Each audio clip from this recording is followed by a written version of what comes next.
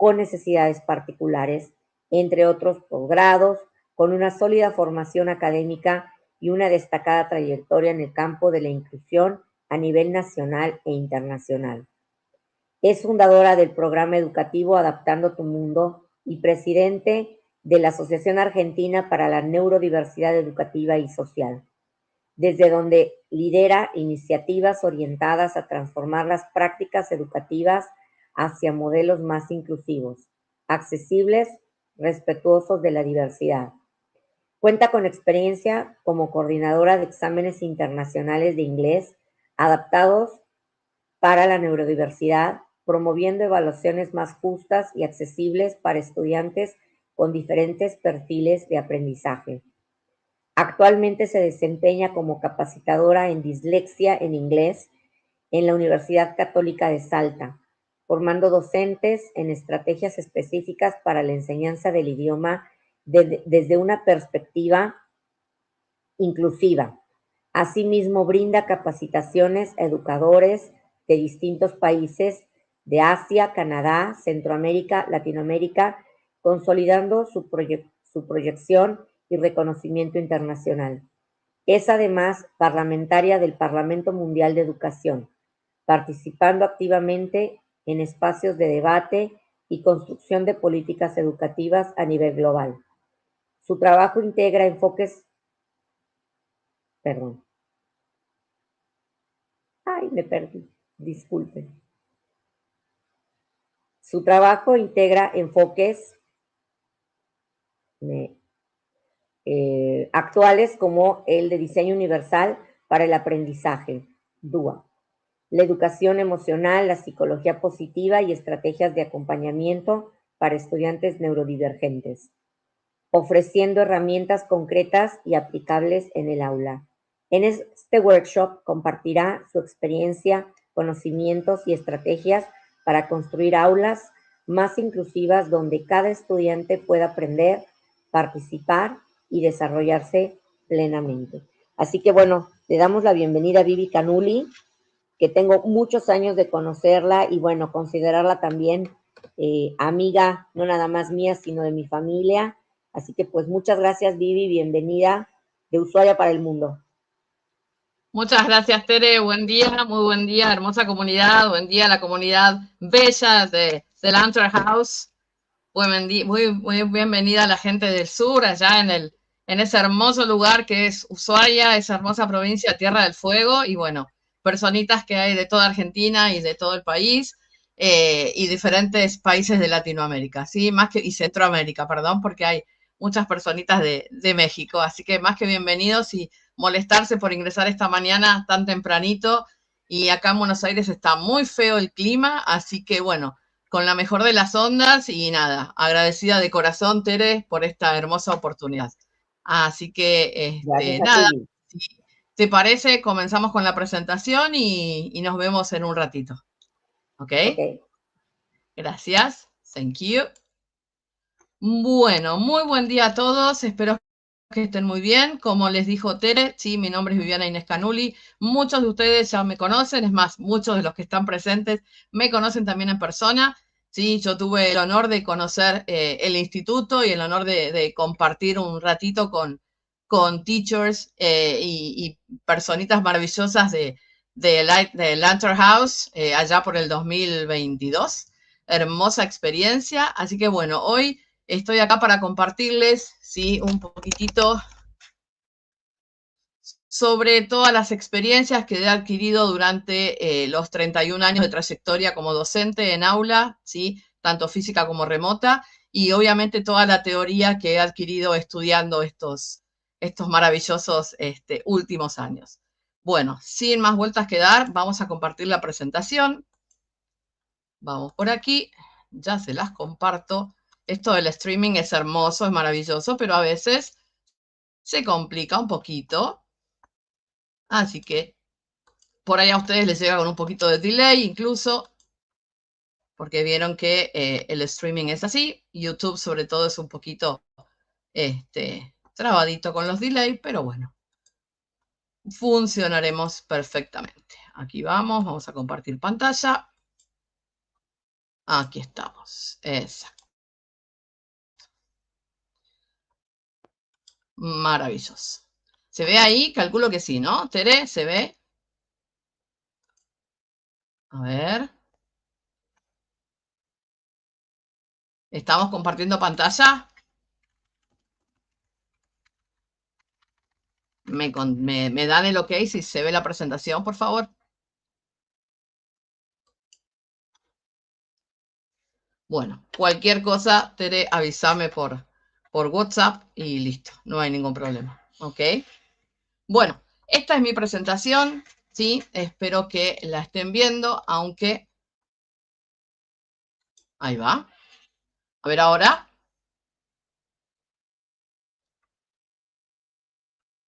Ahora sí. Avísenme, les insisto. Ah, perfecto. Tiene un poquitito de delay, pero bueno. Bueno, como Tere les contó, sí, hemos organizado este evento abierto, esta mañanita de workshop abierta, ¿sí? Para toda la comunidad, para interiorizarnos un poquito con respecto a cómo trabajar los diferentes diagnósticos, ¿sí? Yo los llamo personalizaciones en realidad, o situaciones o condiciones. No me gusta utilizar mucho la teoría, digamos, clínica, sino más bien trabajo y me gusta expresarme más con la teoría relacionada a la neurodiversidad. ¿Ok? Bueno, Tere ya me presentó, esta soy yo, ¿sí? Y siempre tengo una filosofía, ¿no? Más allá de todos estos títulos, de todas estas posiciones, digamos, me parece que lo importante y fundamental en el ser humano y sobre todo en la educación es esto de acá abajo, ser empático y humano, ¿sí? Quizás esta presentación debería empezar al revés, ¿no? Por sobre todas las cosas, empática y humana, ¿sí? Es algo fundamental, muy, muy importante en la vida hoy. Ser empático y humano me parece que en todos los aspectos. Lamentablemente se ha perdido mucho el tema del respeto, de los códigos y demás, y sobre todo en la educación, en lo que es Latinoamérica. Entonces, hay cositas que tenemos que regularlas, sea con estudiantes divergentes o no, o neurotípicos, pero bueno, me parece que son valores fundamentales, insisto, más allá de un listado de titulaciones o credenciales, como quieran llamarlos, ¿ok? Bueno, ¿por qué de la neurodiversidad? ¿Cuál es el motivo? ¿Cuál es el origen de la palabra neurodiversidad? ¿Sí? Allá por los años 1998, fines de los 90, ¿sí? Aparece esta señora llamada Judy Singer. Judy es una australiana, es socióloga, y en ese momento ella estaba en la Universidad de Nueva York terminando su tesis, ¿sí? Concretamente su tesis sobre justamente diferentes características en las personas, diferentes síntomas en las personas. Bueno, ella a través de su tesis descubre que muchos de los síntomas que ella tenía eran muy similares a los de su mamá y de su hija. Ella tenía un diagnóstico de autismo, pero no sabía también que su mamá y su hija también lo tenían. Bueno, a raíz de todos los estudios que realiza para poder hacer su tesis, descubre justamente como diagnóstico junto con sus colegas que tanto su madre como su hija, ¿sí? Son justamente autistas, ¿sí? De ahí se empieza a hablar del tema de la neurodiversidad. Estamos hablando, como les dije, en la ciudad de Nueva York, Estados Unidos, ¿sí? En los años 90, fines de los 90, ya por el 98 concretamente, cuando ella con sus compañeros de universidad deciden comenzar a abogar por los derechos, ¿sí? Por los derechos de las personas autistas, ¿sí? Desde ese momento, comienza a hablarse un poquito del movimiento neurodivergente. A ver, partamos que hay dos clasificaciones, hay dos cosas importantes, ¿sí? Que una es la neurodiversidad y la otra la neurodivergencia, ¿sí? La neurodiversidad en sí, estamos hablando de la idea, neurodiversidad, diversidad de cerebros, diversidad de formatos cerebrales, diversidad de funcionamientos cerebrales, ¿ok? Mientras que la neurodivergencia en sí se le da, ¿sí? Ese nombre, ese título a la persona, a la situación, al objeto, ¿sí? Por ejemplo, tengo un grupo de estudiantes neurodivergentes, ¿sí? Tengo, no sé, a ver, estoy trabajando en una escuela neurodivergente, ¿sí? Entonces, neurodiversidad lo llamamos al concepto en sí, a la idea, mientras que la neurodivergencia ya la trasladamos al objeto, ¿sí? A la persona, a la situación, ¿ok? Eso es aclararlo porque es fundamental. Lo mismo con la diferencia entre neurodivergente y neurotípico, ¿sí? La persona neurodivergente es la que seguramente tiene un diagnóstico, ya sea autismo, TDAH, TEA, whatever, ¿sí? Mientras que la persona neurotípica no tiene un autismo confirmado.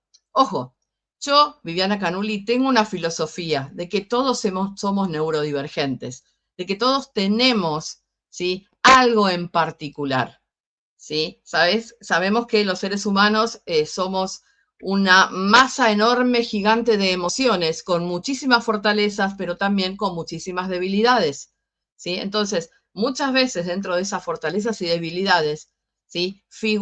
Aparecen rasgos muy similares al TDAH, muy similares al autismo, muy similares a la dislexia, ¿sí? U otras demás neurodivergencias. ¿Por qué aclaro esto? Porque hoy en día, y esto lo comento por charlas que tengo con mucha gente, especialmente de Latinoamérica, hoy en día se ve que muchas personas dicen, ay, yo tengo TDAH. Y uno se pone a pensar, pero tenés un diagnóstico, fuiste a hacerte el estudio, ¿sabés por qué tenés TDAH? Y no. Y entonces, no, pero porque me encantan las cosas, triturar las cosas crujientes. Bueno, si es por eso, entonces mi perra Margarita, que ama masticar cosas crujientes, tiene TDAH, ¿sí? O sea, no nos llevemos por los síntomas que nosotros vemos, ¿sí? Sino que si vemos que hay alguna disociación, si vemos que hay algún rasgo y esos rasgos se amontonan, digamos, se van fusionando, ahí sí, vamos y a ver, tratemos de hacer un estudio, saquémonos la duda, ¿sí? Veamos si de repente en el cole o el instituto de inglés los profes me dicen, mira, fíjate porque le cuesta mucho copiar, fíjate porque se me está confundiendo la P con la Q, fíjate porque por ahí en clase entra en crisis por cualquier motivo. Entonces ahí, eso sí, quizás estoy, como quien dice, tengo que ir, ¿no? Tengo que ir concretamente a buscar un diagnóstico, ¿sí? Sea una dislexia, sea una disgrafía, una discalculia, sea, no sé, un autismo, sea un TDAH, ¿ok? Entonces, es fundamental eso, no confundir los términos, porque hoy por hoy, lamentablemente, se confunde bastante.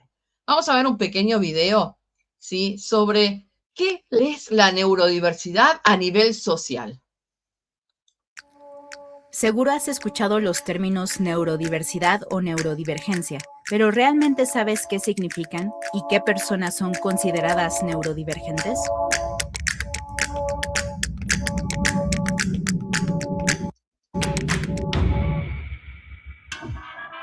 Primero hablemos de la diferencia entre neurodiversidad y neurodivergencia. Algunas personas los usan como sinónimos.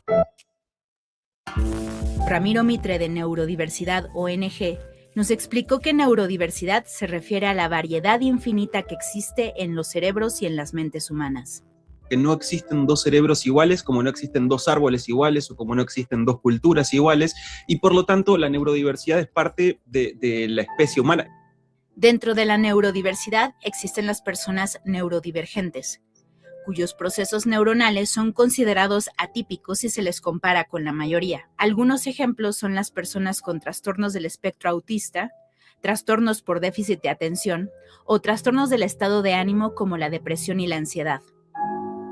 También están las personas neurotípicas, es decir, la gente que procesa la información de manera similar o funciona de manera similar a la mayoría, aunque entre estas personas también puede haber diferencias. Greta Thunberg, Simone Biles, Billie Eilish y Pau Donés son algunas figuras públicas neurodivergentes. ¿Te consideras parte de este grupo o conoces a alguien que lo sea? ¿Cuál es tu experiencia? Cuéntanos. La neurodivergencia solo es pensar diferente. Ya hoy sabemos que así como hay diferentes razas, hay diferentes tipos de cerebros que funcionan de otra forma. La neurodiversidad representa una bandera para muchas personas neurodivergentes para exigir más derechos y el respeto a las diferencias entre todas las personas. Por ejemplo, Jorge Alberto López es un TikToker y YouTuber que vive con autismo y que usa las redes sociales para informar sobre los mitos y realidades en torno al autismo. Mi objetivo de meterme en TikTok era conocer a otras personas autistas, convivir con otras personas como yo para ver si podíamos hacer clic. Pues con algunos pasó, con otros no, porque pues aunque compartamos el autismo, cada persona autista es diferente. Como en cualquier colectividad, entre las personas neurodivergentes hay una diversidad de opiniones, de experiencias y de puntos de vista. Por eso Jorge nos cuenta que en la neurodiversidad siempre hay temas que se debaten. A mí en lo personal yo no estoy buscando que la gente me acepte, pero sí hay muchas personas que no tienen este mismo tipo de pensamiento que yo, que sí ansían el ser reconocidos en sociedad, el poder hacer amigos, el poder trabajar en algún lugar, y reconocer la neurodivergencia en este sentido sí es muy importante. El autismo es una condición muy heterogénea, vamos a encontrar muchísimas manifestaciones y por lo tanto lo que necesitan las personas es absolutamente distinto según las características que tengan. Entonces, ¿esto quiere decir que el mundo tiene que adaptarse a cada una de las personas y sus procesos neuronales? No, eso sería imposible. Pero piensa en esto. Antes, en algunas sociedades, las mujeres no tenían derecho a votar, y eso era visto como algo normal. Ahora esto es algo impensable. Esa es la misma lógica que utilizan los que abogan por el respeto a la neurodivergencia. ¿Cómo podrían cambiar las reglas diseñadas y creadas por la gente neurotípica para considerar otras experiencias y formas de ser y pensar? Ramiro dice que esta rigidez de las normas es la que tendríamos que desafiar y cuestionar. La medida en que esto empezó a cambiar y empezamos a cuestionarnos estos valores, empezamos también a ganar derechos. Lo que un poco tiene que ver con eso, no con decir todos tenemos que funcionar de la misma manera porque si no, no podemos convivir, sino tratar de respetar en la mayor medida posible cuáles son estas diferencias y tratar de adaptarnos. Yo creo que vienen cambios muy, muy padres, muy bonitos, muy importantes para toda la humanidad gracias a este concepto. ¿Qué cambios consideras necesarios para que se respete la neurodivergencia en el lugar donde vives?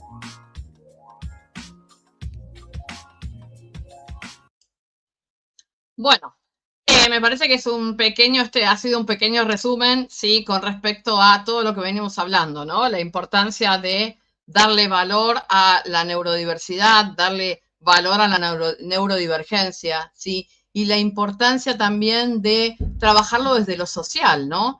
Que es algo tan importante, porque si bien existen, obviamente, el manual, ¿sí? Que nos habla justamente de las neurodivergencias, de la neurodiversidad, las clasificaciones y demás, que de hecho el año pasado, 2025, ha hecho algunos cambios que ahora se los voy a mostrar, ¿sí? La importancia está, me parece que, sobre todo en la sociedad.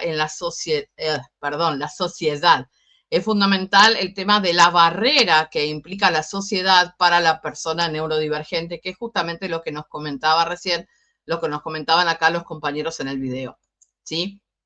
Bueno, vamos a ver por qué. Hay una causa específica, existe una causa fundamental, ¿sí? Para la neurodivergencia. A ver, yo puedo decir, Juancito es neurodivergente, es autista, no sé, porque se aplicó la vacuna del COVID. Marianita tiene TDAH porque los padres eran muy mayores cuando nació. No sé. Josecito tiene dislexia porque la mamá cuando estuvo en momento de nacer, en época de parto, no sé, tuvo presión alta. Son un montón de mitos que se va hablando, que se va charlando, que se van transmitiendo de generación en generación. Y la realidad es que no existe una justificación exacta. Yo no puedo decir exactamente tiene esto por tal motivo. En realidad no tiene, es neurodivergente por tal motivo, ¿sí? No existe una causa específica. Está comprobado empíricamente que las causas son diferentes, son fusiones de causas, ¿sí? Fundamentalmente se habla mucho de la base genética, de la base hereditaria, ¿no? Si mi hijo es neurodivergente, tiene dislexia, seguramente o yo tengo dislexia y no me di cuenta, o mi esposa tienen dislexia y no nos dimos cuenta, o un tío tiene dislexia y no se dio cuenta, ¿sí? La base genética tiene un poder muy importante. De hecho, está comprobado que más del 60% de los diagnósticos de las diferentes neurodivergencias están basados en las bases genéticas, ¿sí? Es fundamental ese. Si bien durante, como les decía, si bien durante el siglo XX predomina el modelo clínico rehabilitador que se centra justamente en la parte del diagnóstico y se habla de la normalización, se busca la normalización del ser humano, de la personita, a través de diferentes terapias. La realidad es que nosotros, desde el punto nuestro como sociedad en sí, desde la neurodivergencia y desde la neurociencia, lo que se busca no es normalizar, ¿sí? Sino, por el contrario, lo que se busca es, adaptar, lo que se busca es adecuar, que la vida y la enseñanza, sobre todo el aprendizaje para las personas neurodivergentes, no sea tan ríspida como se suele decir, ¿sí? Entonces, desde nuestro punto de la neurodivergencia, desde la neurociencia, desde la neurodiversidad en sí, trabajamos más que nada con eso, ¿sí? No buscamos modificar, sino adaptar, sino adecuar, sino hacer las cosas más sweet and nice, como solemos decir en inglés, ¿sí? Es fundamental eso, ¿sí? Yo les hablaba de las causas de la neurodivergencia. Tenemos, como yo les marco acá en el dibujito, tenemos tres causas, en realidad tres, digamos, factores que se van armando y se van fusionando. Pueden ser, como les dije, las bases genéticas, las bases de medio ambiente, las bases medioambientales y los factores neurobiológicos, ¿sí? Como les decía, la base genética tiene una fuerte pisada, llamémosle, dentro del diagnóstico, pero también, ¿sí? Las condiciones prenatales, cuando los niños son prematuros, ¿sí? Los factores incluso y epigenéticos, ¿sí? Esa interacción que hay en el medio ambiente entre los genes ambientales, también pueden ser causantes, insisto, fusionados con otros, ¿sí? De alguna neurodivergencia, ¿sí? Así también como los factores neurobiológicos. Se habla mucho de, como yo hablo siempre, de la maravillosa conexión que existe dentro de nuestro cerebrito, esa conexión, esa conectividad neuronal, ¿sí? A veces sabemos ya de por sí que todos los cerebros son diferentes, todos los cerebros funcionan de diferentes maneras, más allá de su forma física, ¿sí? Entonces, no hay ningún cerebro que sea igual a otro, que afortunadamente eso es lo que quizás nos caracteriza, ¿sí? A un ser humano con otro, que los cerebros funcionan de diferente manera, es la distinción fundamental. Entonces, también dentro de los factores neurobiológicos, estamos hablando justamente de eso como factor. Las redes cerebrales están muchas veces alteradas, no hay una conexión entre acciones concretas, ¿sí? El procesamiento sensorial.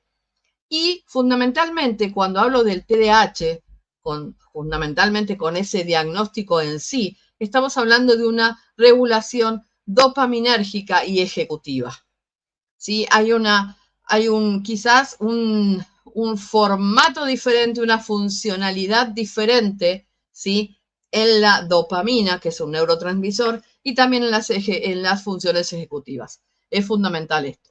Yo les comentaba hoy del punto de vista clínico, vamos a pasar acá, del punto de vista clínico existe un manual llamado el DSM-5, el DSM en realidad, que es el Manual de Diagnóstico y Estadística de los Trastornos Mentales. Dentro de ese manual, las neurodivergencias están catalogadas como el código 5TR. El año pasado ha habido, como les digo, varios cambios dentro de estas categorías, ¿sí? Este símbolo es el que muestra dentro del punto de vista clínico, ¿sí? Que marca, llamémosle, o identifica a todas los diferentes trastornos dentro de la neurodivergencia. Ahora, muchísimas veces hemos escuchado docentes, estudiantes, familia, médicos incluso, hablar de una neurodivergencia como una patología.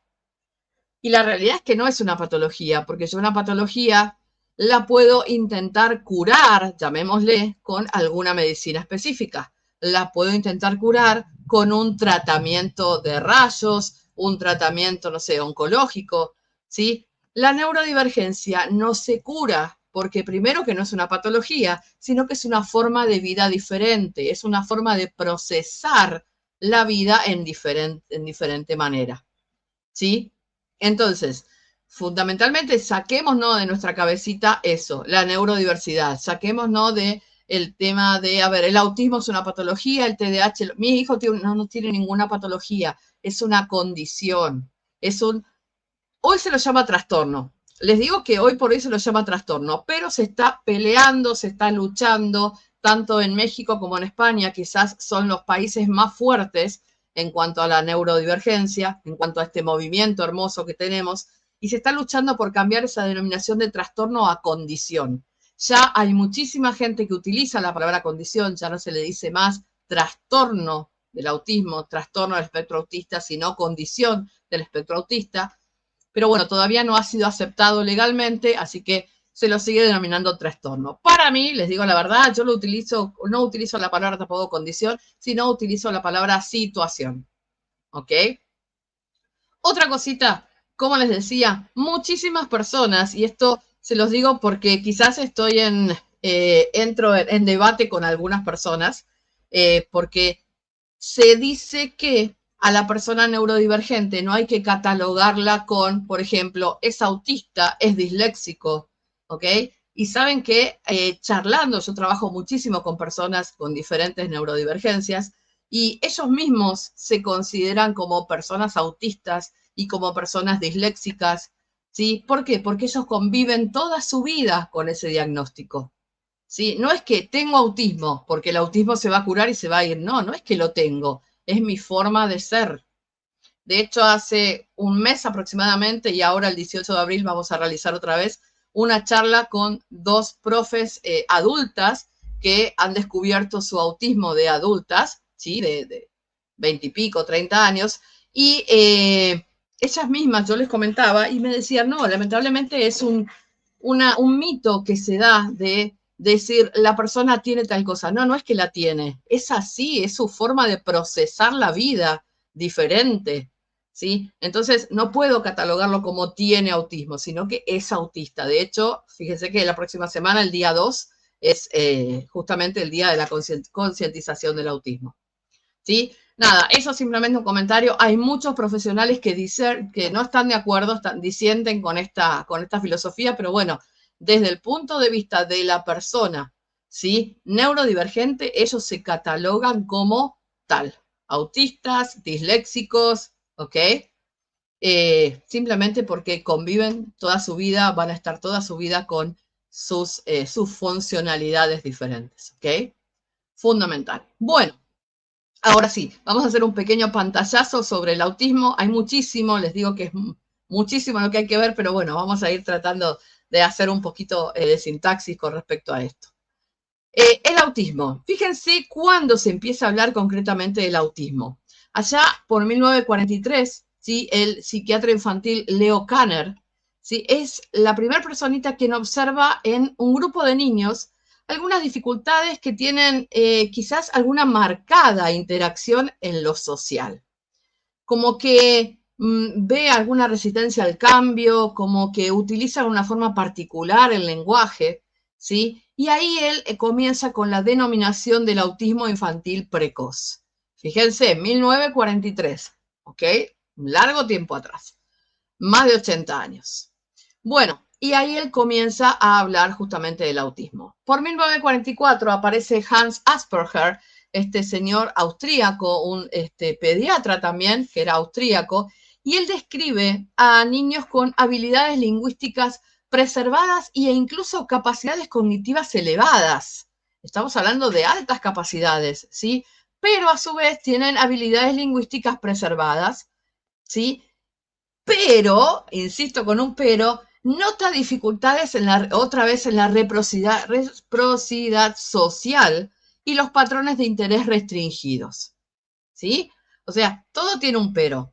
Durante muchos años, en base a lo que Asperger nombró, Asperger dejó asentado, se habló del síndrome de Asperger, ¿sí? Hoy les cuento, desde 2013 no existe más el síndrome de Asperger, debido a diferentes teorías. En 2013 se le da de baja esta denominación por una cuestión de que fundamentalmente Asperger tenía un contacto muy cercano con Hitler y toda su movida, con el movimiento neonazi.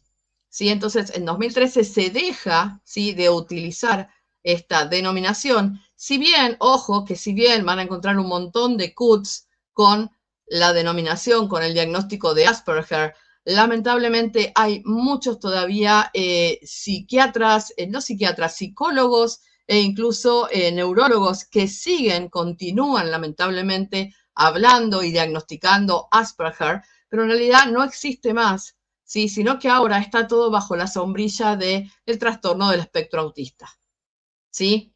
Si lo quieren denominar Asperger como trastorno autista, ok, trastorno del autismo el grado 1 o nivel 1, ¿sí? Porque no es que se toma en consideración, y acá ya me meto en un terreno medio pantanoso para mí porque yo no soy clínica, sino más bien educadora, pero es por lo que fui aprendiendo y me han ido comentando, no se toma el tema de lo que necesita la persona, sino la fortaleza que tiene la persona, ¿sí? En base a lo que la persona puede lograr, ¿ok?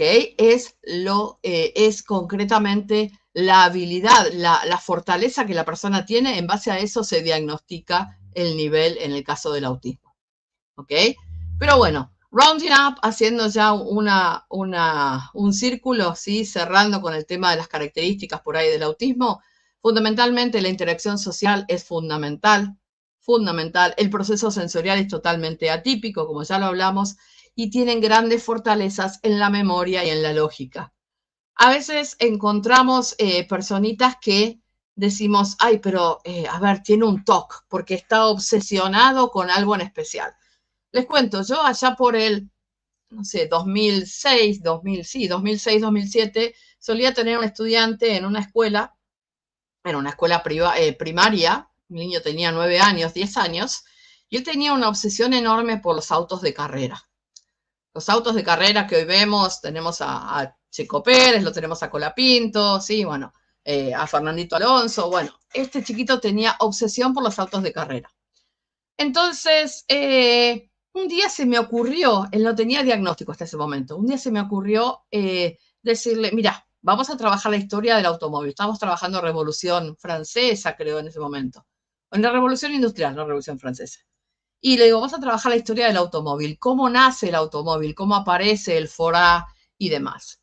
Profe, contá conmigo. Bueno, 9 años tenía, chiquito, pero académicamente era brillante, altas capacidades a pleno, pero no tenía un diagnóstico. No existía todavía en Argentina un diagnóstico específico. Les hablo 2006. La neurodiversidad es como que recién estaba avanzando en Latinoamérica. Y le digo, bueno, dale. Me dice, bueno, yo armo la clase. Perfecto. En ese momento no teníamos tampoco Canva, ni Teaching, ni las hermosas herramientas tecnológicas que tenemos hoy. Me dice, yo voy a armar la clase. Bueno, hizo unos cuadros enormes, unos cuadros preciosos, una presentación hermosa, divina, perfecta sobre autos. Les puedo asegurar que me pasó por arriba a mí con sus conocimientos 10 veces. Sus compañeros quedaron así maravillados porque llevó sus autos, comentó sobre sus autos, la fabricación del primer auto, dio una charla, pero nada, era una charla, una maestría en autos de carrera y en autos de calle, era una belleza. Situación que después de esto yo lo comento con los papás y los papás me comentaban lo mismo, pero no me daban concretamente si había un diagnóstico de mal. Digo, ¿por qué no van y hablan, ¿sí?, con la psicopedagoga? Porque él tenía algunos temitas con el tema quizás de la escritura y también tenía algunos temitas con su hiperactividad y también, bueno, tenía varias situaciones. La cuestión es que en ese momento la diagnostican con un TGD, un trastorno general del desarrollo, ¿sí? Él tenía un montón de fortalezas, hermosas, sobre todo este hiperfoco que conocemos hoy, ¿sí? Hoy lo llamamos hiperfoco, que es esa gran, no obsesión, porque no es una obsesión, ¿sí? Es un amor especial por un tema específico, ¿sí? Eso es muy típico del autismo, así que no se asusten si tienen estudiantes con estas características porque son maravillosos. Les puedo asegurar que son maravillosos. Bueno, vamos a ir un poquito al TDAH. desorden o trastorno de atención con hiperactividad, vamos a encontrarlo con hiperactividad y sin hiperactividad, si bien hoy, 2026, se lo llama directamente TDAH, se los encierra a todos con la misma denominación, ¿sí? Hasta hace un tiempo atrás era con hiperactividad y sin hiperactividad, ¿sí? Hoy está más que corroborado que es, se denomina de esta manera, ¿ok? Allá por 1798, o sea, muchísimo tiempo antes que el autismo, ¿sí? El médico escocés Alexander Crichton es quien descubre en una obra que él hace, en una obra maestra que él escribe, marca y expresa que se encuentra con un grupo de personas que tienen una necesidad muy marcada, una dificultad muy marcada para lograr la atención. Y no solamente en la clase, sino en general, en la vida. Entonces, él marcaba que la gente no lo hacía por falta de voluntad, sino que era una condición constitucional, era una condición que ellos ya tenían, que no podían modificarla. Más tarde, ya muchos años después, más de 100, en 1902, George Steele, ¿sí? Que es un pediatra británico, ahí sí, él presenta varias conferencias donde describe a muchos niños, muchos grupos de niños con problemas de control conductual, impulsividad y también con dificultades atencionales. O sea, ya se va para el lado académico, ¿sí? Para el lado escolar, llamémosle. Él lo denomina como un defecto en el control moral. O sea, ya se va a la parte moral, ¿no? Aunque ya iba sugiriendo que la base biológica era puramente educativa o moral, ¿sí? Más tarde, allá por el siglo XX, ¿sí? Más llegando a nuestra era, ¿sí? Entre 1920 y 1940 se cambia la denominación y se lo llama daño cerebral mínimo. O sea, fíjense las teorías clínicas, ¿no? Cómo van apareciendo.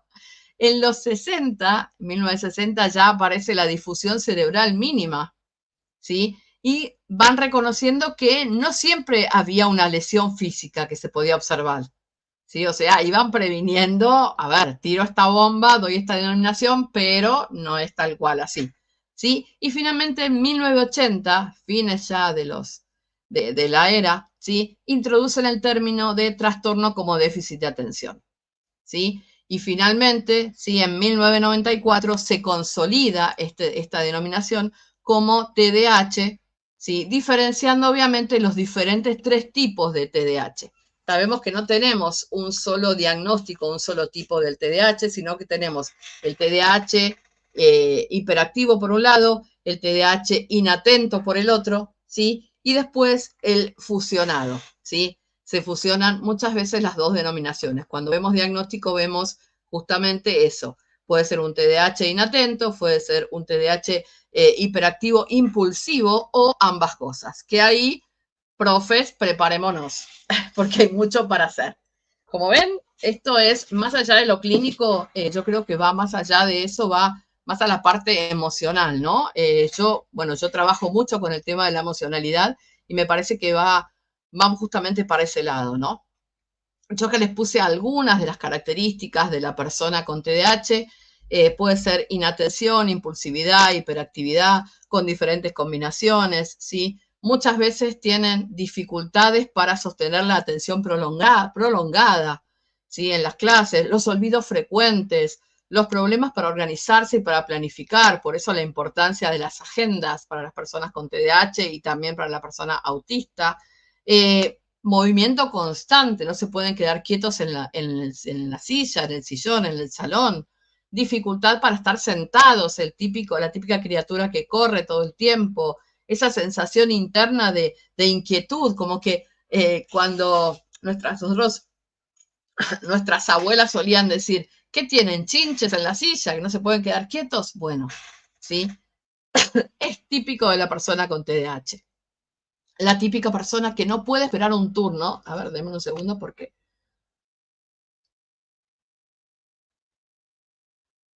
Ok.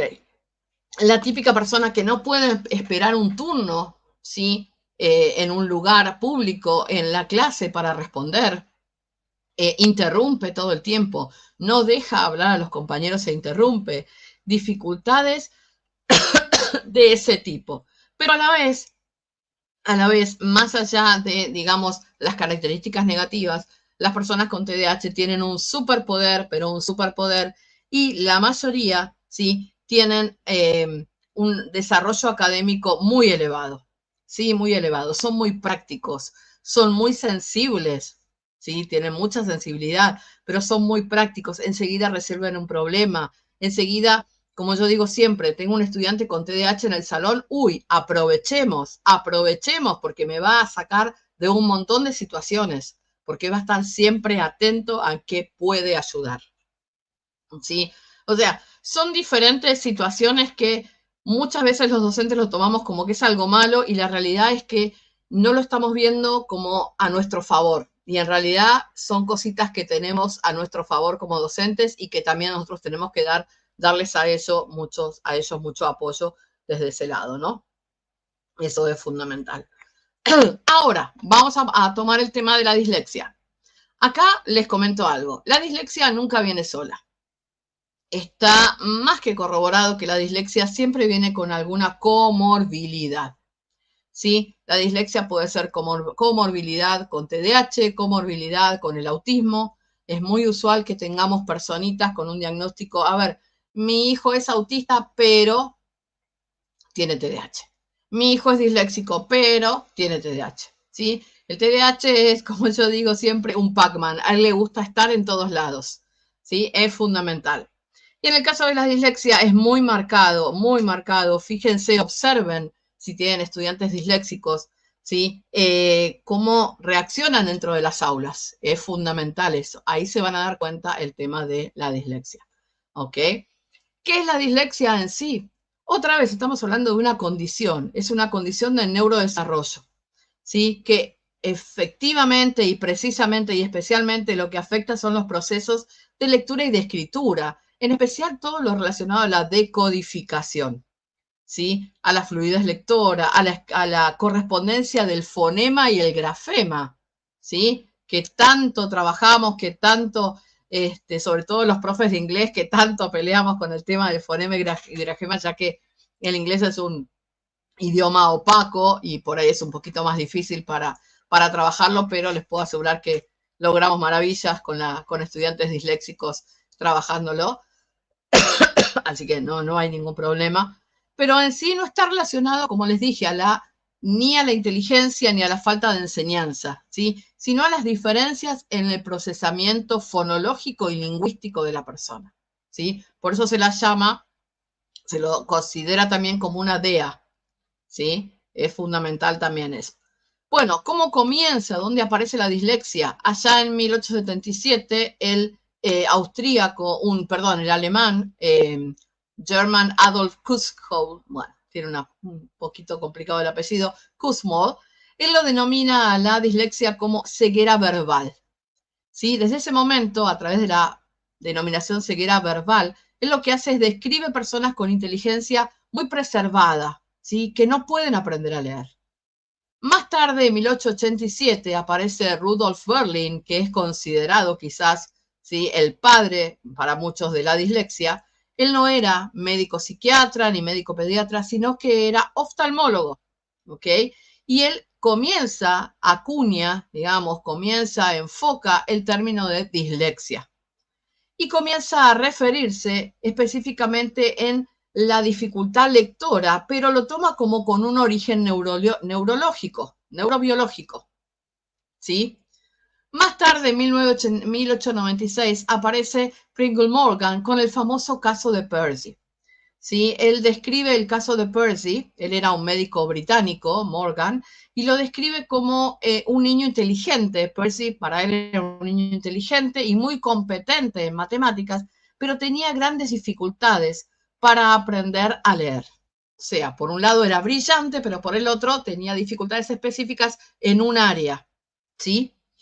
Bueno, ese reporte, el caso Percy, fue fundamental para darnos cuenta, para mostrar, para comprender incluso que la dificultad no estaba asociada a la falta de capacidad intelectual, ¿sí? Eso fue fundamental, ¿ok? Bueno, más tarde en el siglo XX les cuento que se empieza ya a hablar no como un problema visual, como se había hablado en su momento, sino como se empieza a hablar como una dificultad en el procesamiento fonológico, fundamentalmente, y desde la aparición de la neurociencia, con el avance de la neurociencia, se empiezan a identificar algunas cositas en las activaciones de las redes cerebrales, ¿sí? Más que nada las vinculadas al lenguaje, a la parte del hemisferio izquierdo, que es el que más trabaja toda la parte de la red cerebral, ¿sí? Y hoy por hoy, se lo conoce a la dislexia como una de las pilares o de los más conocidos trastornos específicos del aprendizaje. Si bien dentro de la dislexia tenemos otros derivados como la discalculia, disgrafía, disortografía, ¿sí? Convengamos que por ahí la discalculia también es tan conocida como la dislexia, también llamada la dislexia de las matemáticas, ¿sí? Disortografía más relacionada a las faltas ortográficas, ¿sí? O sea, tenemos varias variaciones. Insisto, dentro de las neurodivergencias, ¿sí? Yo no puedo ser inflexible, por lo contrario, hay que ser totalmente flexible porque existen diferentes diagnósticos, diferentes síntomas, ¿ok? Piensen lo que siempre les digo, todas las personas somos diferentes. No existen dos cerebros que funcionen iguales, no existen dos cerebros que tengan la misma estructura física, ¿sí? Entonces, siempre pensemos por ese lado. Si hay algo que caracteriza fundamentalmente a la enseñanza a personas neurodivergentes, es eso, ¿sí? No ser inflexibles. La flexibilidad es un must, es un pilar esencial para la enseñanza en la neurodiversidad, ¿ok? Bueno, vamos un poquito a todo esto. ¿Qué pasa? ¿Qué pasa en base a todo lo que vimos? ¿Hay solución? ¿Hay forma de manejarlo? Sí, por supuesto.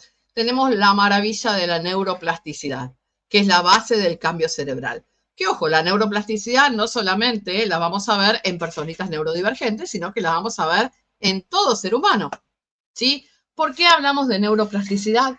Porque nuestro cerebro tiene fundamentalmente una capacidad esencial de reorganizarse, ¿sí? De crear nuevas condiciones neuronales y a su vez modificar los circuitos que ya existen, ¿sí? Dentro de la función, ¿ok? No es un órgano estático, como muchas personas piensan que es un órgano estático. Al contrario, va cambiando desde el momento que nacemos hasta el momento que morimos, ¿sí? Es un cambio constante el tema de la red neuronal, el tema de la red cerebral, ¿sí? Es fundamental tener eso en cuenta.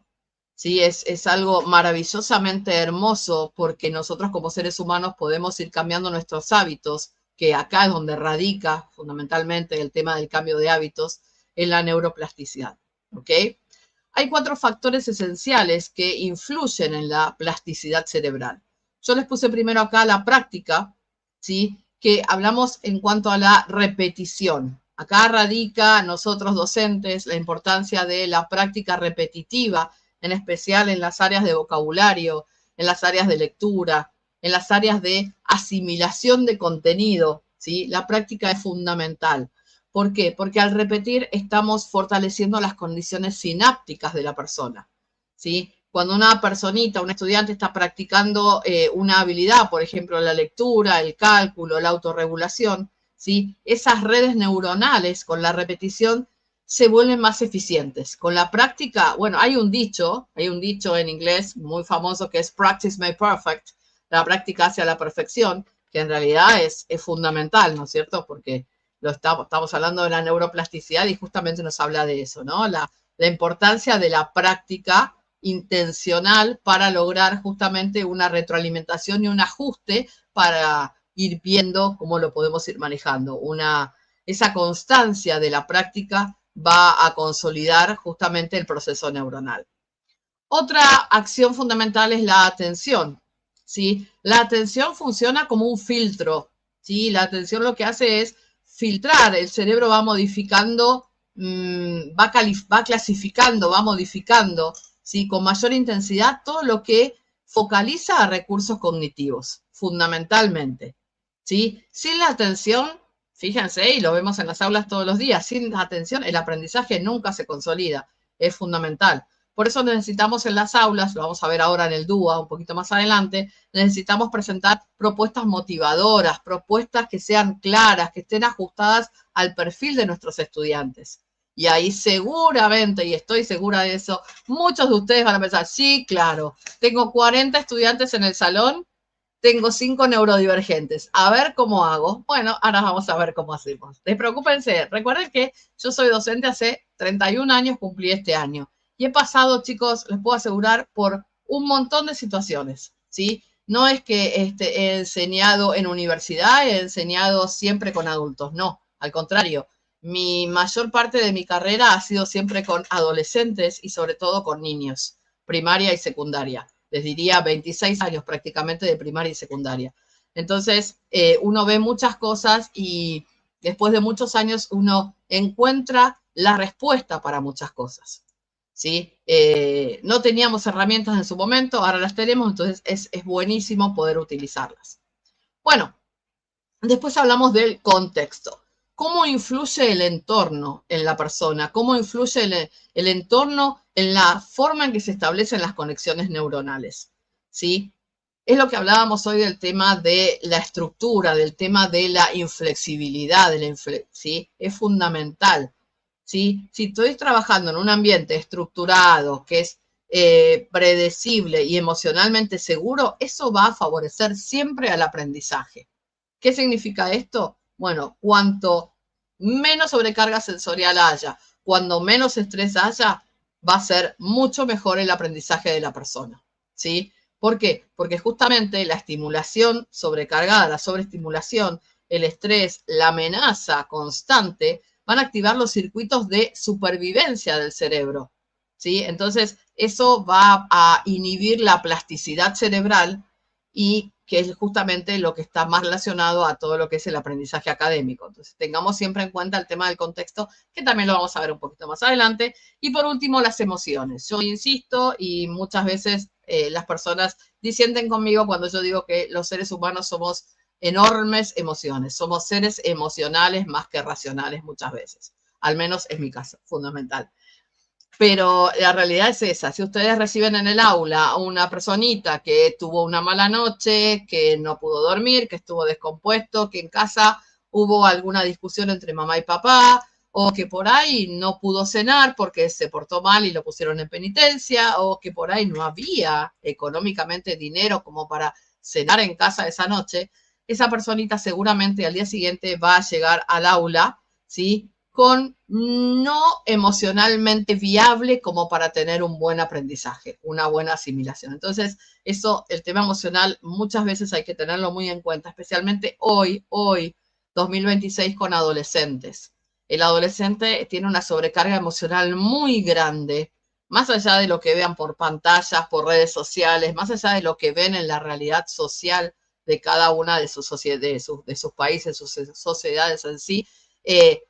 Ya ellos el adolescente ya va peleando, va batallando, ¿sí? Va batallando con su temita de, a ver, estoy en un cambio específico, estoy cambiando mi vida, estoy cambiando mi cuerpo, o sea, ya batallando con eso, preadolescente, ¿sí? O adolescente, más todo lo que ven en la realidad social, wow. La emocionalidad es como que está muy, como digo yo, golpeadita, ¿no? Por ese lado. Entonces, tengamos en cuenta esto, ¿sí? La emocionalidad, sobre todo en el adolescente, cómo manejamos las experiencias adolescentes con adolescentes en las aulas, ¿ok? Tengan en cuenta, insisto, la emoción es el motor del aprendizaje en la persona, ¿sí? Entonces, las experiencias que están cargadas de significado emocional son las que se van a recordar con más facilidad. Mientras nosotros les brindemos aulas más accesibles, más contenedoras, más flexibles, ¿sí? La persona la va a recordar mejor y va a asimilar mejor los conocimientos que con un aula tremendamente estructurada, inflexible, ¿sí? Entonces, tengamos fundamentalmente en cuenta eso. Bueno, esta es la maravilla de la neuroplasticidad. Ahora, ¿qué pasa a todo esto? Tenemos barreras, las barreras del aprendizaje. ¿Y quién pone esas barreras del aprendizaje? No las pongo ni yo, ni las pone, por ejemplo, el ministerio, ni las pone un libro en teoría. Las pone la sociedad, ¿sí? La sociedad en la que vivimos, la sociedad actual, es la que arma esas barreras del aprendizaje, ¿sí? ¿Y por qué yo hablo de esto? Porque si lo vemos por un lado, del lado de la neurodiversidad, ¿sí? Nosotros seríamos quien deberíamos acostumbrarnos a los diferentes formatos, ¿sí? A las diferentes situaciones, y no ellos a nosotros. Quizás nosotros muchas veces, como digo docente, digo nosotros porque la realidad es que por más que estemos muy bien preparados los docentes, muchas veces, muchísimas veces, no tenemos el conocimiento o la herramienta, ¿sí? Específica para poder trabajar con nuestros estudiantes, con nuestros hijos, en caso de los tutores, ¿sí? Entonces es fundamental el tema de cómo romper esas barreras o cómo saltar esas barreras, son fundamentales. Yo acá les puse 3 palabritas fundamentales que las vengo repitiendo hace rato, que son inflexibilidad, desconocimiento y sobrecarga. ¿Sí? ¿Por qué me refiero a la inflexibilidad? Fundamentalmente porque, como les dije, las prácticas rígidas no van a contemplar los diferentes estilos del aprendizaje, ¿sí? Cuando hablamos de las metodologías únicas, a ver, una forma específica de evaluación, una sin ajustes, sin nada, es algo, se evalúa así, de acá no se mueve, una falta de opción para demostrar lo que el estudiante aprende. A ver, es presentación escrita y no hay oralidad, listo, nada más que eso. Incluso los tiempos, a ver, tenés 30 minutos y no hay tutía, no hay forma de ser flexivo con el tiempo de aprendizaje. Estas son algunas de las barreras, ¿sí? La inflexibilidad va por ese lado. Se convierte en una desventaja enorme dentro de la diversidad. Desconocimiento. ¿Por qué también el desconocimiento? Porque, como les decía recién, los docentes muchas veces no contamos con las herramientas, ¿sí?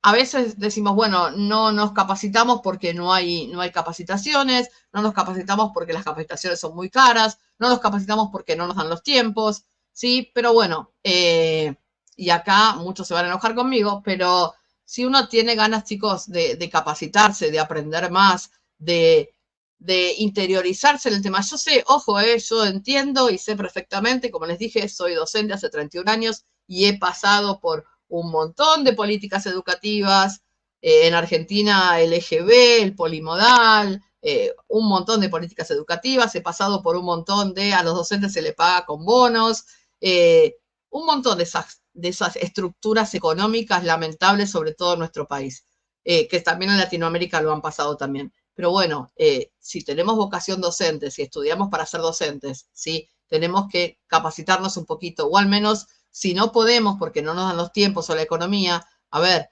leer en redes. Les puedo asegurar que hay sitios hermosos, maravillosos, que nos pueden aportar un montón de material. De hecho, hoy la inteligencia artificial ha hecho, pero maravillas en personas que por ahí no tenemos suficiente cantidad de tiempo como para realizar planificaciones como quisiéramos, ¿sí? Entonces, vayan por ese lado y no se enojen conmigo, porque yo sé que muchos se van a enojar conmigo, pero esa es la realidad. Podemos capacitarnos. Si queremos, podemos, ¿sí? Tengamos en cuenta eso. El desconocimiento tiene solución. No es que porque, a ver, mi escuela no hace una capacitación, entonces yo no me capacito. No, no es así. Incluso, y les digo por experiencia, a mí me ha pasado cuando comenzó el tema del COVID, allá por 2020, yo estaba trabajando en una escuela, que fue la última escuela que trabajé acá en Zona Norte, en Buenos Aires, una escuela privada, y claro, había un desconocimiento enorme en cuanto a la tecnología, cómo trabajar con las tecnologías dentro del aula. Afortunadamente tuve la suerte de trabajar durante 2 años para un proyecto, Plan Ceibal de Uruguay, del British Council, y trabajábamos desde Buenos Aires y utilizábamos todo tipo de tecnologías del aprendizaje, ¿sí?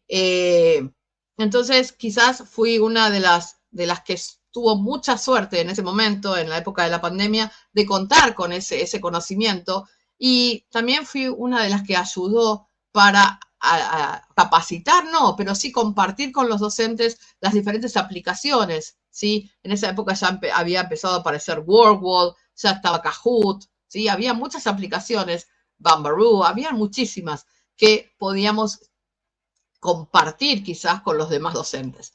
Entonces, si uno quiere, insisto, puede. Y no se enojen, por favor.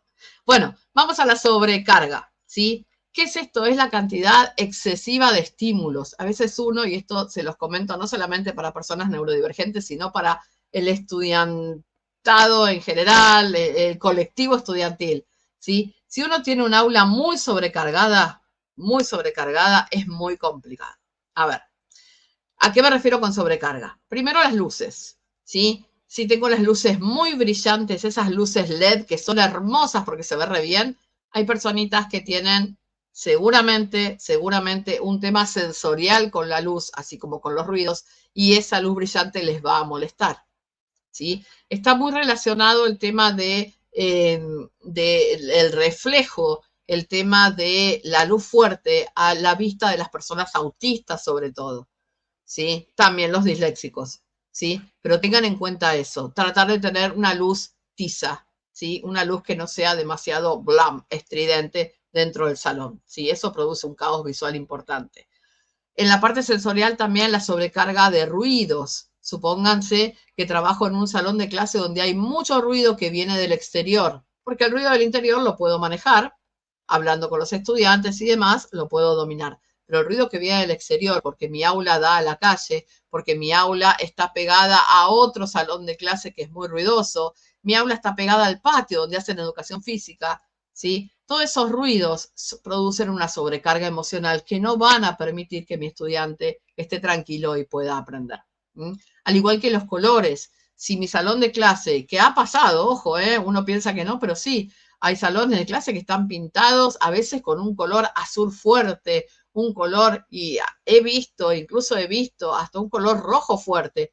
Eso es una sobrecarga sensorial enorme, gigante. Siempre tratemos de tener los salones pintados con colores claros, colores crema, ¿sí? Colores blanco, amarillito, verdecito, celestito, rosita, como educación física, música, actuación, programas de mindfulness o bienestar escolar dentro de la escuela, protocolos de inclusión o adecuaciones individuales. O sea, la puedo utilizar la pausa activa en todo momento, en todo lugar dentro de la planificación escolar. Yo hoy les hablé de mindfulness. Mindfulness como pausas activas. ¿Por qué? Son espectaculares para regular, ¿sí? Mindfulness es esencial para reorganizar el foco atencional, para mejorar la regulación emocional, para favorecer la calma y el autocontrol, para disminuir el estrés y la ansiedad, para preparar el cerebro para continuar aprendiendo. ¿Sí? Es esencial. ¿Y qué es? No es nada del otro mundo, es algo muy sencillo, es la respiración consciente. Yo respiro conscientemente, ¿sí? Es fundamental y si quieren utilizarlo como pausa activa es excelente. Ahora vamos a hacer un par de algunos de estos jueguitos. Por ejemplo, técnicas de relajación breve. Tengo una situación en un momento en el salón de clase y quiero ver cómo puedo relajarlos porque están un poquito subidos, ¿no? Y a ver cómo los bajo. Puedo utilizar la relajación progresiva de Jacobson. Fíjense que está muy relacionado también al yoga, ¿no? A lo que es el yoga, ¿sí? Tenso los hombros, los subo, suelto. Tenso los puños, suelto. Tenso los brazos, suelto. Y termino respirando profundo, ¿sí? 2-3 minutos, ayuda a soltar tensiones corporales acumuladas y a los chicos les divierte, ¿sí? Más si lo hago en una forma payasesca, se van a enganchar un montón, es algo muy sencillo, nada complicado. Los invito a que escaneen este QR. En este QR van a encontrar un libro que no está escrito por mí, obviamente, sino por un experto en mindfulness, con 100 técnicas de mindfulness para emplear en el aula, ¿sí? En ese QR, como les digo, van a encontrar esas 100 técnicas de mindfulness para trabajar en el aula. Es maravilloso. Tienen muchísimos formatos para trabajar con personas adultas, con niños, con adolescentes. Es excelente. Así que si lo quieren usar, más que bienvenido. Yo lo súper recomiendo. Otra técnica de respiración consciente, respiración abdominal, barriga globo. Les pido a los estudiantes que coloquen las manos en el abdomen, ¿sí? Y que inhalen inflando el abdomen como un globo.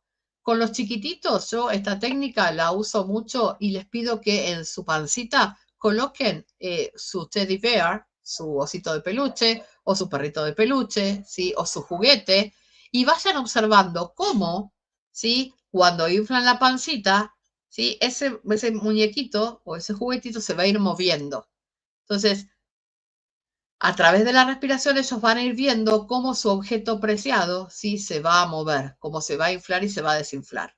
Eso los va a regular muchísimo. Y con adultos lo puedo hacer, obviamente, sin juguetes, con adolescentes lo mismo, ¿sí? Realizo 5 repeticiones y es excelente justamente para reducir la ansiedad o el nerviosismo ante un, por ejemplo, un examen o después de un examen, un momento de tensión, ¿sí? O simplemente una pausa activa, ¿ok? Pero se lo súper recomiendo el QR, bájenlo, descárguenlo porque es súper importante. Visualización guiada rápida es otra formita también de mindfulness. Pedir a los estudiantes que cierren los ojos si quieren. Muchos estudiantes, sobre todo si son neurodivergentes, tienen miedo, ¿sí? Les da miedo. Y guiarlos con frases como, a ver, imaginemos un lugar que te traiga calma, observa sus colores, la temperatura, su sonido, qué escuchás, qué sentís, cómo te sentís, qué ves. Inhalá y sentí esa paz, ¿sí? Inhalá, respirá y sentí esa paz. 2, 3 minutitos, ¿sí? Están sentados, tranquilos. También es súper útil antes de una clase compleja o cuando están muy agitados para bajarlos. ¿Ok? Y si no, puedo hacer, si veo que viene complicado el tema, puedo hacer un circuito de autorregulación. Fíjense cómo.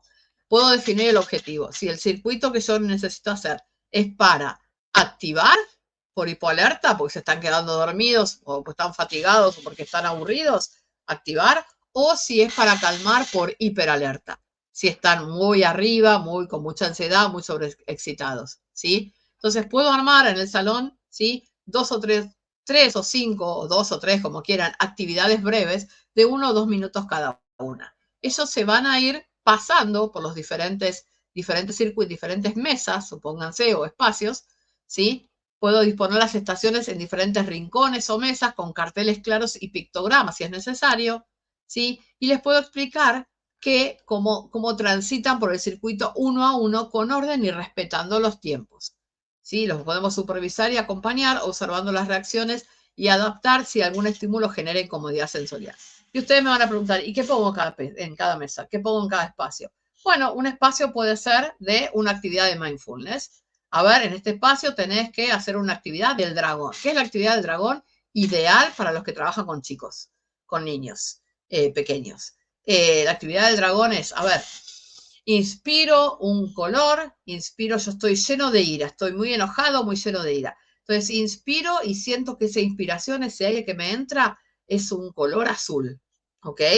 Entonces entra ese color azul por mi nariz y dentro mi cerebrito está tan enojado que está en rojo. Entonces, ese color azul me va a envolver ese rojo y me lo va a transformar en violeta, ¿sí? Entonces, mi cerebrito va a quedar violeta y yo voy con toda la bronca, con toda la fuerza del dragón, voy a eliminar ese color rojo como si fueran las llamas del dragón, así. Un soplido bien fuerte y elimino ese color rojo, esa ira que tengo dentro del cerebrito, ¿sí? O sea, actividades muy sencillitas.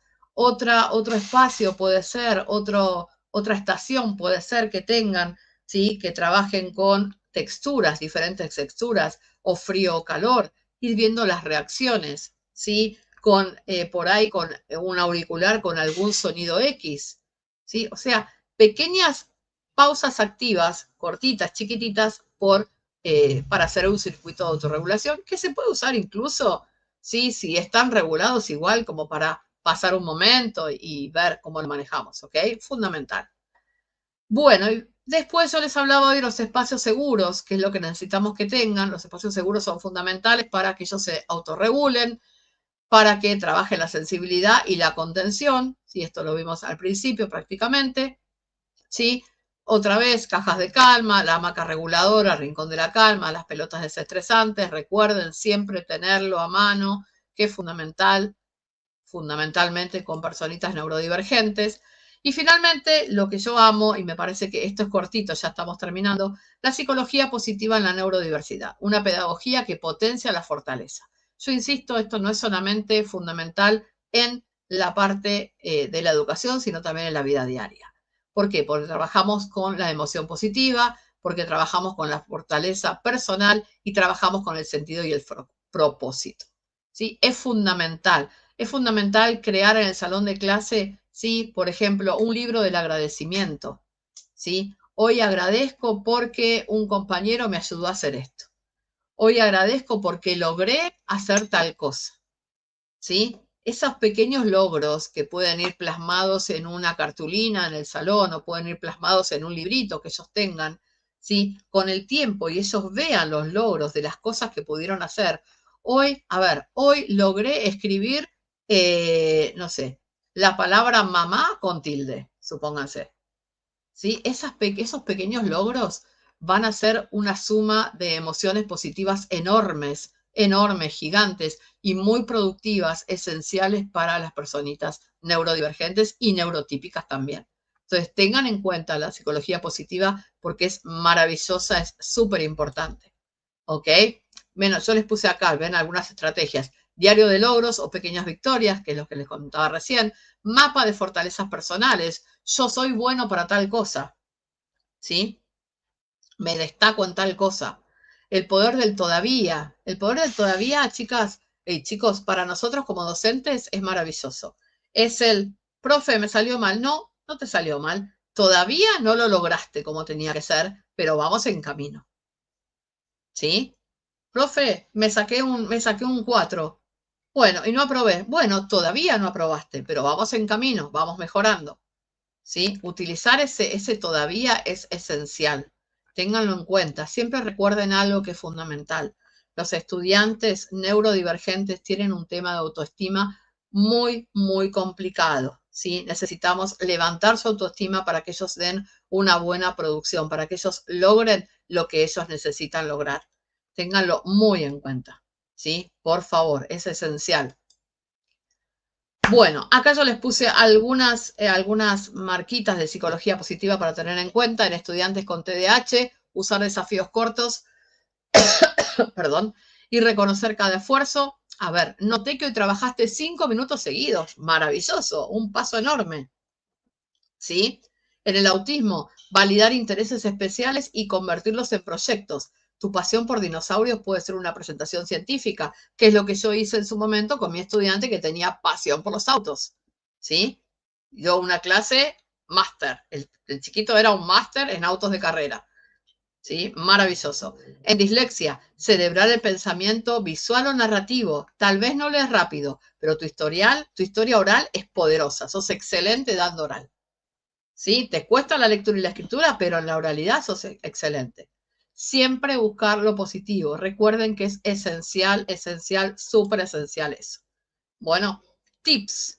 Empatía, chicos. Siempre ponerme en frente, siempre ponerme del lado de la otra persona. No sentarme a llorar con la otra persona. No abrazarlo y llorar con él. No, tratar de ver de qué manera lo puedo ayudar. Me pongo en su lugar y qué haría yo, ¿sí? Para ayudarme, para pasar esa barrera que tengo por delante. Eso es la empatía. ¿Sí? Ponerse en lugar del otro y ver qué haría yo para ayudar a la otra persona. ¿Sí? No ponerme en lugar de otra persona y llorar. ¿Ok? Estimulación positiva todo el tiempo. Paciencia. Somos docentes. Necesitamos tener paciencia como sea. ¿Sí? Mucha paciencia. Es fundamental. En las aulas es fundamental la paciencia. Más hoy, 2026. Adecuaciones. Un arma que tenemos acá en la mano y que tenemos que capacitarnos y perfeccionarnos para lograr adquirir cada día más y según el tipo de diagnóstico. ¿Sí? Bueno, les quiero compartir, si les interesa, ustedes saben que yo soy formadora docente, como les comentó Tere hoy, estoy largando en el mes de abril una especialización en neurodiversidad educativa que está avalada por UNICEF, sí, también por la Comisión Psicosocial Latinoamericana y mi programa educativo Adaptando tu Mundo en conjunto con la Comisión para Neurodiversidad Educativa y Social de la República Argentina. Así que ella tiene su IPJ de resolución y demás. Si les interesa, se pueden contactar a través de este QR que les dejo acá. ¿Sí? Es una formación que va de abril a julio.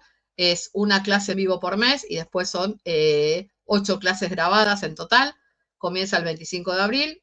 Pueden chequear a través del QR los costos y demás y demás cositas. ¿Ok? Y también los quiero invitar para los profes de inglés. Estoy dando el día 11 de abril un curso corto de 3 horas, ¿sí? De personalizaciones curriculares para la enseñanza del inglés a estudiantes disléxicos. Yo en la actualidad estoy capacitando, dando un posgrado para profesores de inglés para la UCASAR, la Universidad de Salta. Estoy justamente dando para ellos, pero bueno, decidí, hay muchas personas que por ahí no lo pueden hacer por tiempo o tema económico, decidí hacer este curso de solamente 3 horitas de cómo enseñar la dislexia, ¿sí? Cómo enseñar el inglés a personitas disléxicas, ¿ok? También, si quieren, acá tienen el QR, pueden leer el QR y si no, se comunican directamente por mi red social que es Adaptando tu Mundo. Y por último, también los quiero invitar para el día 2 de abril. Como les dije, recuerden que el 2 de abril es el Día Mundial del Autismo. Sí, voy a dar una charla cortita de 1 hora y media a las 10 de la mañana. Es un evento gratuito, ¿sí? El que quiere ingresar se contacta por el Instagram Adaptando tu Mundo o me contactan por alguna red social o incluso le piden a Tere mi número de teléfono, no hay ningún problema. Es una charla gratuita sobre el trabajo de las emociones con personas autistas. ¿Sí? Están más que invitados. Igualmente va a ser en transmisión en vivo por YouTube, ¿sí? Para pasarles el link, no hay ningún problema. Bueno, nada, simplemente muchísimas gracias a los que están presentes hoy. Sí, muchísimas gracias, Tere. Estas son mis redes sociales, Adaptando tu Mundo por Instagram, si no por LinkedIn me encuentran como Viviana Inés Canuli, si no también me pueden contactar por el Instagram de la Asociación Argentina para la Neurodiversidad Educativa y Social, de la cual soy presidenta, es Arneis, ¿sí? El link. Así que bueno, nada, solamente eso y solamente palabras de agradecimiento para todos los presentes y para Tere, y bueno, solamente eso. Tere, te hago ingresar. Muchas gracias, Vivi. ¿Ya me escuchan? Sí. Perfecto. Pues muchísimas gracias. Hemos llegado al final de este hermoso encuentro. Quiero en primer lugar agradecer profundamente a cada uno de ustedes por estar aquí. Gracias a mis teachers de Lantern House, a Miss Mart, que desde México sabemos el cambio de hora, pero que muchas gracias a todos ustedes por dedicar esta mañana de descanso a prepararnos, a ver la educación con otra visión. Gracias a todos por darse este tiempo para escuchar, reflexionar y sobre todo abrirse a nuevas miradas. Gracias, Vivi, por compartir no solo tus conocimientos, sino también tu pasión, tu compromiso y tu manera humana de entender la educación. Hoy nos llevamos mucho más que información, pero también nos llevamos herramientas, una nueva forma de mirar a nuestros estudiantes. Sigamos construyendo juntos espacios donde cada estudiante se sienta visto, valorado y capaz. Porque cuando un alumno se siente comprendido, todo cambia. Muchísimas gracias a todos por ser parte y por comprometerse con la educación más humana, más consciente y verdaderamente inclusiva. Les deseo un hermoso sábado a todos y cierro retomando algo que dije al inicio del workshop. Recordemos que cuando entendemos, incluimos, y cuando incluimos, transformamos. Gracias por ser parte de Abrazando la Neurodiversidad desde el aula. Un lindo sábado para todos. Gracias, Vivi. Te mando un cariño enorme. Una cosita. Acá les voy a dejar, ¿sí? El link para que me escriban, por favor, por los certificados. ¿Sí? Perfecto. Ahí está, ahí les dejo el link, por favor, escríbanme por los certificados, así se los enviamos, no hay ningún problema, ¿ok? Desde la asociación. Muchísimas gracias, Vivi, muchas gracias a todos, cariños, y bueno, a descansar, a pasar un rato en familia. Un beso enorme, muchísimas gracias. Gracias, seguimos en contacto.